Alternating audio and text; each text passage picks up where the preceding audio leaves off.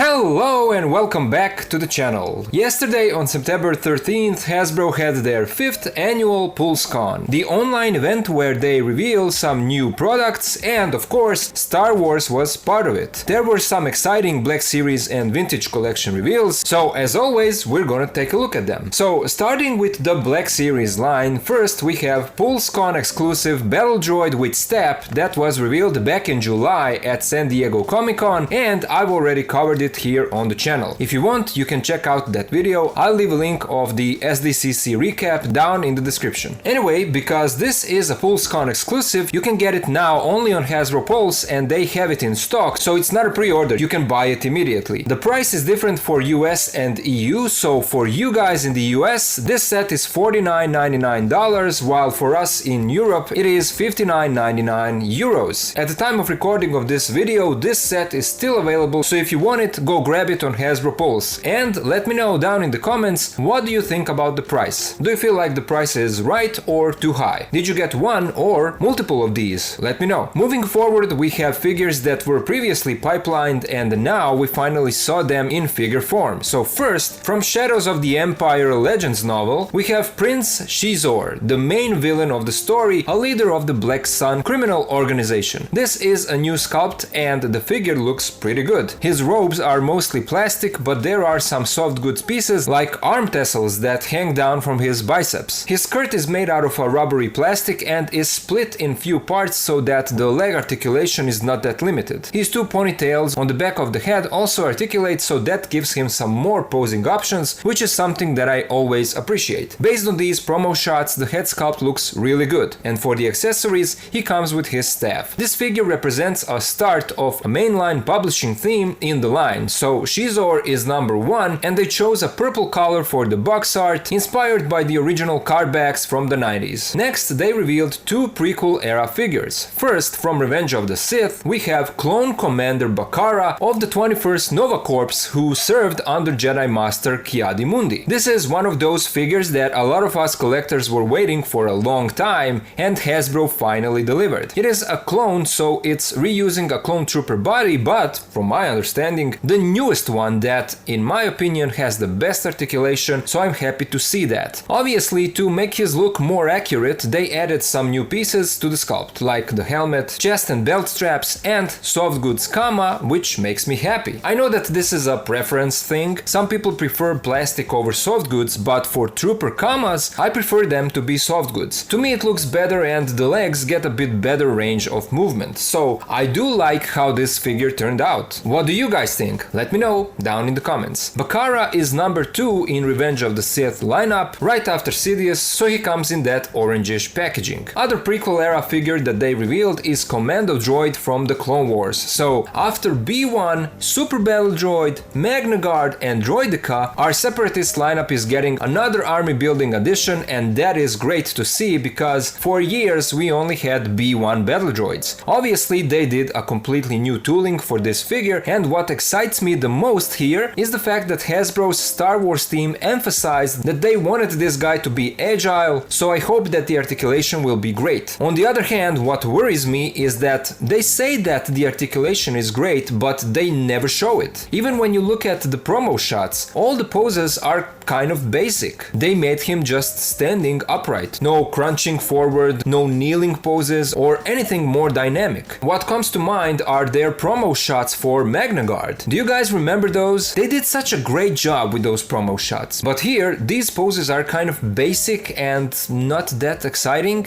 I don't know. It's not a big deal, but I'm just saying all of that because they really did have a big emphasis on articulation of this figure. So I guess we'll have to see for ourselves when it releases. For the accessories, he comes with a blaster and vibro sword that can be attached to his back, and that is great. He will be number 18 in the Clone Wars lineup, so he comes in that Clone Wars box. So all three of these guys, Shizor, Bakara and Commando Droid, are available for pre-order on fan channels, Amazon and Hasbro Pulse, where at the time of recording they are still available for $24.99 in US and €29.99 in EU. They are scheduled to be released in spring of 2025. I have no attachment to Shizor because I haven't read the novel, so I won't be getting him, but I did pre-order Bakara and 2 Commando Droids. What about you guys? Are you getting all of these or only some of them? Are you army building those commando droids? Let me know in the comments. Next, from the gaming grade subline, we are getting Dagon Jared from Jedi Survivor, and I won't spoil anything from the story in case if someone still hasn't played the game. The figure comes with his double-bladed lightsaber and a plastic cape. Obviously, he is missing an arm, which is accurate to the character, so that's fine. He will be number 27 in gaming grade's lineup,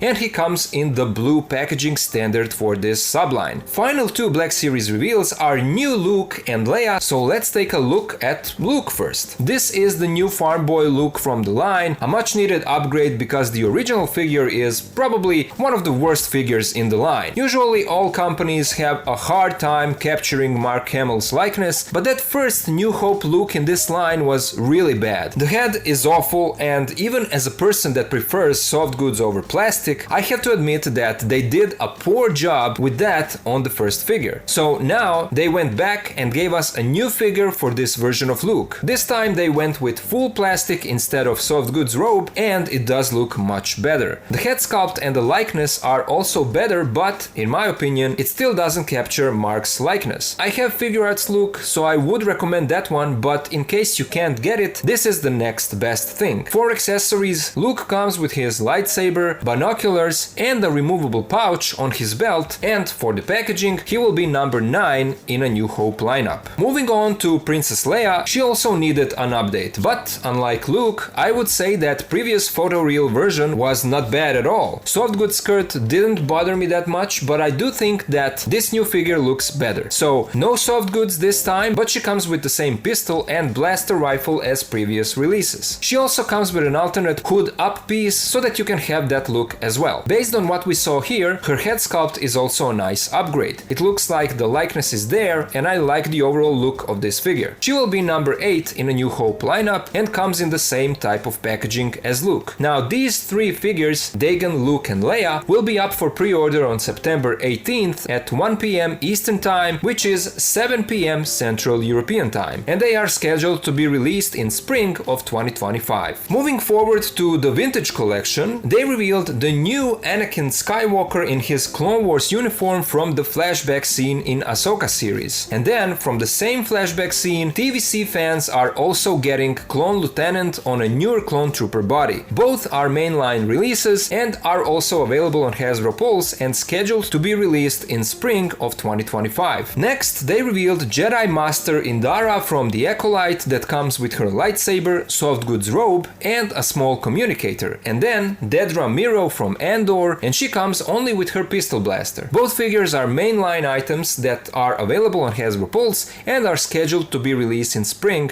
of 2025. Next, TVC is also getting a New Hope Luke, and this is a retooled figure that, same as the Black Series version, has plastic instead of soft goods. And the final TVC reveal is a playset of the Streets of Mos Eisley. There are 3 separate wall parts that can be arranged in different ways, depending on what you prefer. Of course, they expect you to buy multiple of these so that you can expand your diorama. This set also includes a sliding door with articulated gatekeeper droid beside them. It also includes some smaller parts that can be arranged around the diorama, like crates that open and can be used as storage for accessories. This set also includes a Java figure that has soft goods ropes, retooled parts, and comes with 3 blasters. Overall, this will go great with your HasLab Cantina set. So Luke is a mainline item, and Street set is Fan Channel, Amazon and Hasbro Pulse exclusive. They are all available for pre-order and are scheduled to be released in spring of 2025.